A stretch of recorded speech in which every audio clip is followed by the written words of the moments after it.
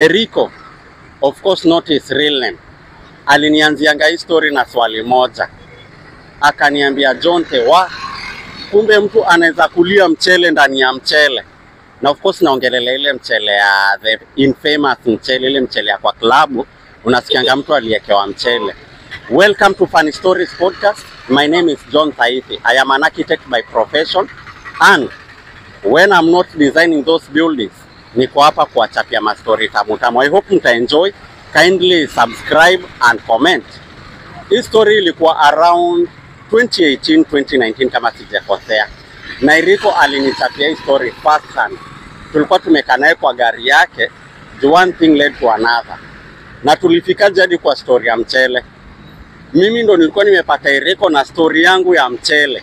Na of course hiyo story nitawapigia time nyingine. I think story yangu ya mchele nitawapea during the 100th episode. Nitawachapia story tukifika episode ya 100. So nimekuta location ni pale Musiga Kino. Nimekutana na Eriko na work as a taxi driver by then. So unajua vile taxi driver anapanga na mastori kibao overtime nini tukachapiana. Akaniambia wa Jonte, unadhania story yako ilikuwa noma? Wacha nikwambie vile kulienda. Sasa ndio Eriko akaniambia ati singewahi dhani mtu anaweza ekewa mchele yenyewe kwa mchele. Joshua amezoeanga tu, it is the drink that it is spiked. Eriko akanishow, Eriko ni taxi driver.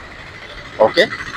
Hii siku fulani, a client of his, location kumbuka ni Muthiga. Muthiga iko zile area za Kiambu pale Kino. Very near to Nairobi but iko Kiambu County. Eriko akaniambia it's on a Friday evening. Client wake akamvutia simu. Ni aje Eriko, fiti. Uko wapi? Niko tu maeneo, kuja unichukue twende sherehe. Mbona? The wife wa huyu jamaa client wake alikuwa ameenda labor in the hospital. Alikuwa anaenda kudeliver mtoi. So akampeleka, na unajua ukiendaga kudeliver ni 2-3 days hivi kwa hospitali. So huyu jamaa akaambia Eriko, at least leo tuko na some time. Sawa. Safi sana. So after kutoka kwa delivery wakaenda sherehe kukunywa pombe. Wakakunywa pombe, joint fulani wakakunywa pombe. Wakatoka hiyo joint wakasema sasa wacha tuende kwa local fulani, home ground fulani karibu sasa na mtaa. Wakafika. Sherehe inaendelea, sherehe. Bia after bia, machupa. Ikafika point Eriko akaambia msee, akamwambia si ndio umerusha sherehe? Sawa. Mimi naye kuna madem nimeona pale, let me approach them, alafu ndo hii mambo ikuwe sawa, ndo ikuwe hata ame give back. Eriko ni nani? Akakuta wale warembo wakajipa, sema furaha kochokocho. Sasa vile ikajipa wakapiga sherehe. Eriko ni wase wawili na wamekutana na wase wengine mademu wawili, kila mtu na yani hesabu imeingiana, hesabu tick. Okay, sawa. Wakapiga sherehe. Eriko akatoa suggestion, akasema kwa hii klabu pale tuko pia kuna marooms. Okay, hao wasichana wacha tukue rooms tumalizie hii mambo hapa. Jamaa akamwambia hapana, hiyo itakuwa ni unnecessary expense, kwa sababu mbona tuchukue room na mama yuko, bibi ameenda hospitali and I live in a 2-bedroom house. Si twende tu kwa nyumba basi.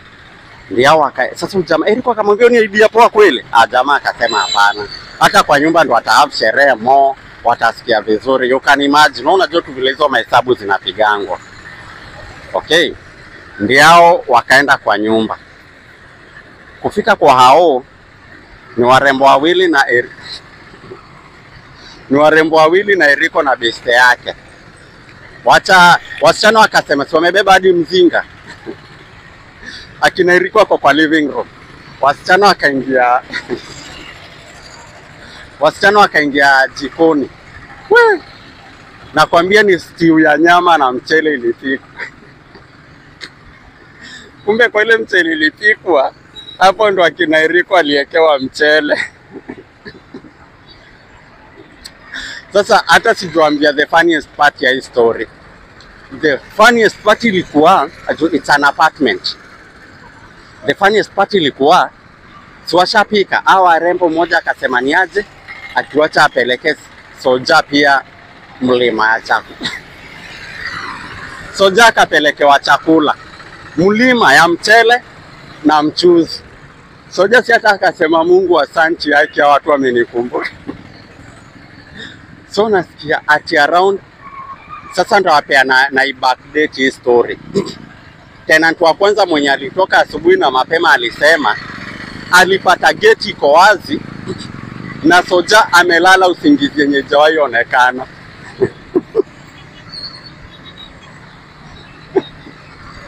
Kumbe Soja hata alipigwa mchele.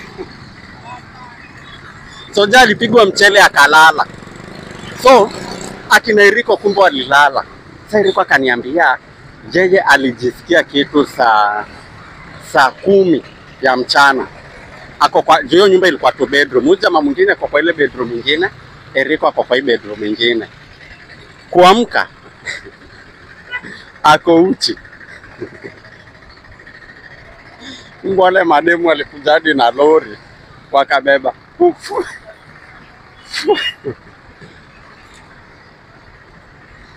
Sasa una explain aje? Juu sasa kumbe vile Soja alipewa, si alilala, geti kafunguliwa, lori ikakuja ikaingia, wakabeba TV.